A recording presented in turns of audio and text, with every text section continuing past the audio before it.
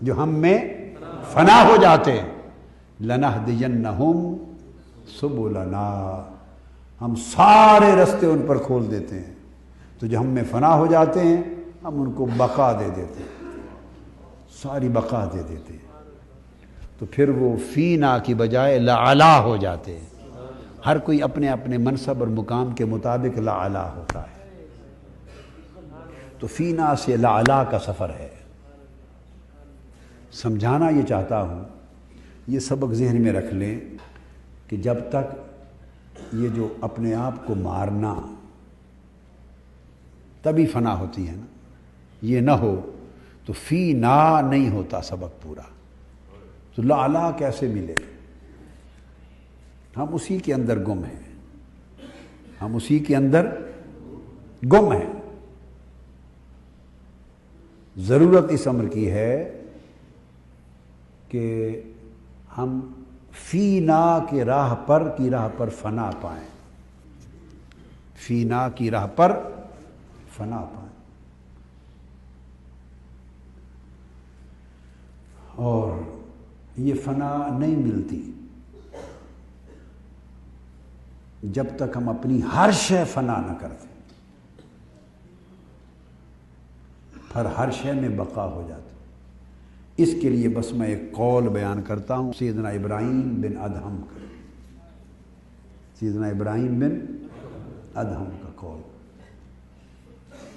اب یہ بتا رہا ہوں کہ کس طرح مجاہدہ میں فنا کیسے ہوتی، بڑی اہم چیز ہے، اس کو پلے باندھ لیں، مجاہدہ میں فنا کیسے ہوتی۔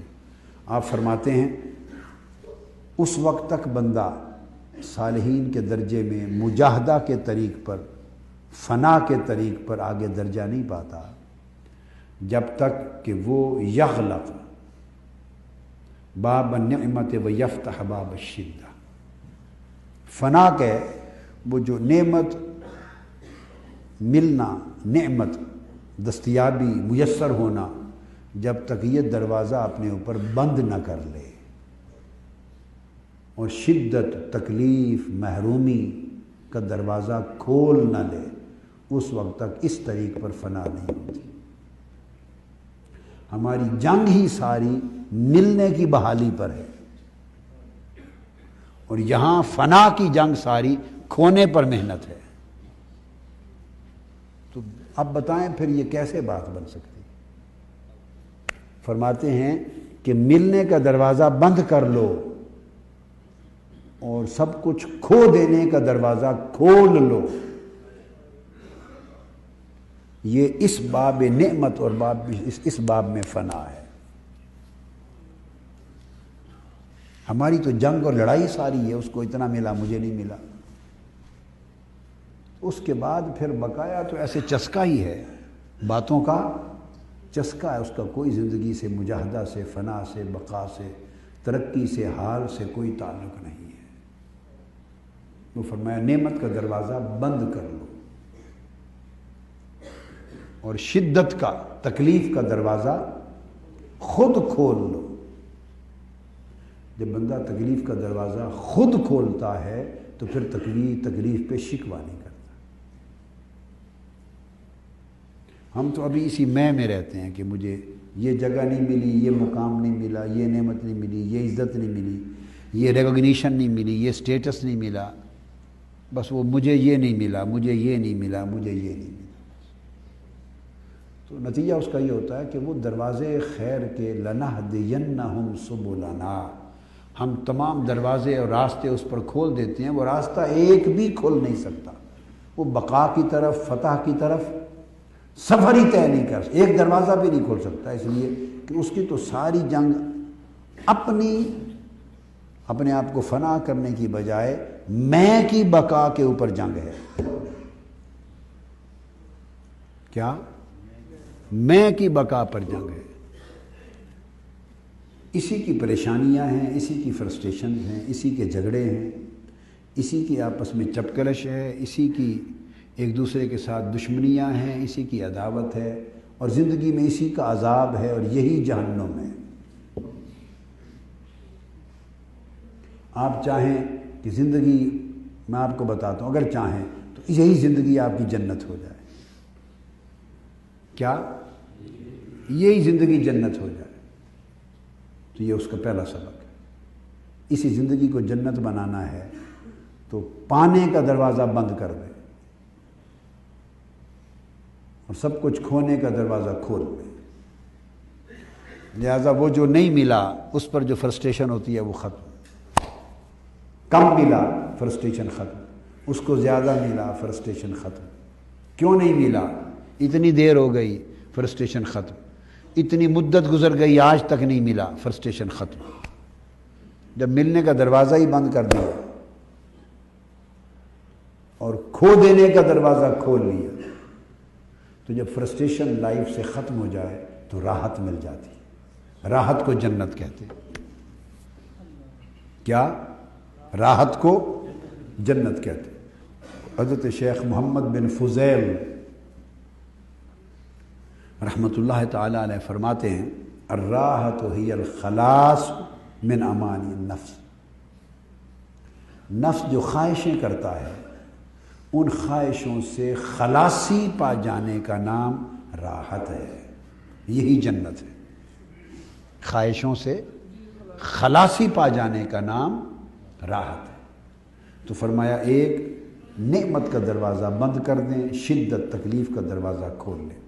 پھر فرمایا یغلق باب العزہ و یفتح باب الذل، عزت کا دروازہ بند کر دیں اور ذلت کا، بے عزتی کا دروازہ کھول دیں۔ یعنی یہ جو اگر کسی نے آپ کی عزت نہیں کی اور اس سے آپ کو پریشانی ہونی ہے تو فرمایا اس عزت کی خواہش کا دروازہ ہی بند کر دیں اور اپنی بے عزتی اور ذلت کے لیے دروازہ کھول دیں۔ یعنی کوئی اگر آپ کی بے عزتی کرے تو اس میں آپ کو مزہ آئے، مشکل کام ہے نا، یہ تصوف ہے۔ کوئی بے عزتی کرے تو غصہ نہ آئے، مزہ آئے۔ آپ میری بات سمجھیں؟ اس لیے کہ لوگ جس کی بے عزتی کرتے ہیں اللہ کے ہاں وہی عزت پاتا ہے۔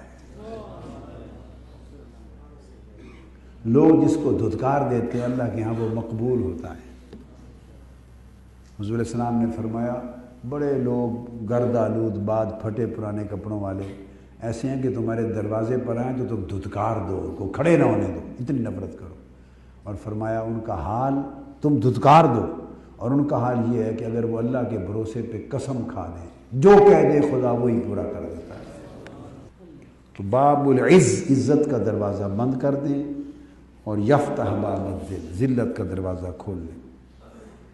یغلق باب الراحہ و یفتح باب الجہد، پھر راحت اور آرام کا دروازہ بند کر دیں اور محنت کا، مجاہدے کا، تگ و دو کا دروازہ کھول لیں۔ یغلق باب النوم و یفتح باب السحر، نیند کا دروازہ بند کر دیں اور جاگنے کا دروازہ کھول دیں۔ یغلق باب الغنا و یفتح باب الفقر، غنا، فراخی، کشادگی کا دروازہ بند کر دیں، فقر، محتاجی، کم دستیابی کا دروازہ کھول دیں۔ یغلق باب العمل و یفتح باب الاستعداد للموت، امیدوں کا دروازہ، طویل زندگی اور پھر طویل لمبی امیدیں، ان امیدوں کا دروازہ بند کر دیں اور فقط موت کے انتظار کا دروازہ کھول دیں۔ فرمایا جب تک یہ 6 گھاٹیاں بندہ عبور نہ کرے، حضرت سلطان ابراہیم بن ادھم نے فرمایا اور سیدنا غوث العظم رضی اللہ تعالیٰ عنہ نے بیان فرمایا، یہ 6 گھاٹیاں جب تک بندہ عبور نہ کرے وہ صالحین کے درجے میں داخل نہیں ہوتا، اور جب تک ان پہلی چیزوں کو اپنی زندگی میں فنا نہ کرے اللہ پاک اس پر بقا کا دروازہ نہیں کھولتا۔ ان چیزوں میں جب ان چیزوں کو فینا کی نظر نہ کر دے تو اللہ تعالیٰ اس کے صلے میں اسے لعلا پہ فائز نہیں کرتا۔ یہ ایک بنیادی چیز ہے، ایک سفر ہے۔ تو تربیت کے لیے جب تک دیکھیے نا، اب سونا بھی ہے، جب تک اس میں کھوٹ چھوٹ ہوتا ہے کٹھالی میں ڈال کے جب تک آگ پر اس کو رکھا نہ جائے، پگھلایا نہ جائے اور اس کے میل کچیل کو پگھلا کر جلا کر نکالا نہ جائے تو سونا بھی کھرا نہیں ہوتا۔ تو جب تک پگھلا کر جلا کر بندے کے اندر کے میل نہ نکالے جائیں، بندہ کھرا کیسے ہوگا؟ بندہ کھرا کیسے ہوگا؟ لوہا ہے، لوہے کو پگھلا کر بھٹی پہ چڑھا کر جب تک اس کی میل مٹی کچیل سارا نکال نہ دیا جائے تو لوہا فولاد نہیں بنتا۔ ہے کوئی ایسی چیز جو اعلیٰ ہو گئی ہو بھٹی پہ چڑھے بغیر، جلے بغیر، میل کچیل نکالے بغیر، اس کی محنت کے بغیر کوئی اعلیٰ نہیں ہوتی، ادنا ہی رہتی۔ کیا؟ ادنا ہی رہتی۔ تو یہ جو ادنا سے اعلیٰ ہونے کا سفر ہے، یہ فینا سے لاعلیٰ کا سفر ہے، یہ مجاہدہ ہے۔ کیا؟ یہ مجاہدہ ہے۔ تو یہ تو میں آپ سے نہیں کہتا کہ آپ یہ 6 کے 6 سارے دروازے اس قابل ہو جائیں یکلخت کہ یہ سارے دروازے بند کریں اور سارے یکلخت دوسرے کھول لیں۔ ابتدا میں مشکل ہے، ابتدا میں تو سارا رستہ عبور کرنا تو ابتدا میں مبتدی کے لیے مشکل ہے، مگر اس راستے پر چڑھنا، چل پڑنا یہ تو مشکل نہیں۔ اب چل پڑے تو اللہ مشکل کو آسان کر دے گا، چونکہ فینا کا سفر جب شروع ہو جائے، فینا کا سفر جب شروع ہو جائے تو اللہ تھام لیتا ہے۔ لَنَهْدِيَنَّهُمْ سُبُلَنَا، اللہ دروازے پھر کھولنے لگ جاتا ہے نا راستے آگے، پھر آپ کے ارادے کو اللہ کی طرف سے قوت و برکت مل جاتی ہے، آپ چل پڑے اللہ دروازے راستے کھولتا چلا جاتا ہے۔ بس ایک وہی جگہ ہے جہاں رک کے آدمی کھڑا ہوا ہے، ایک بار اس گھاٹی میں کود پڑنے کی بات ہے۔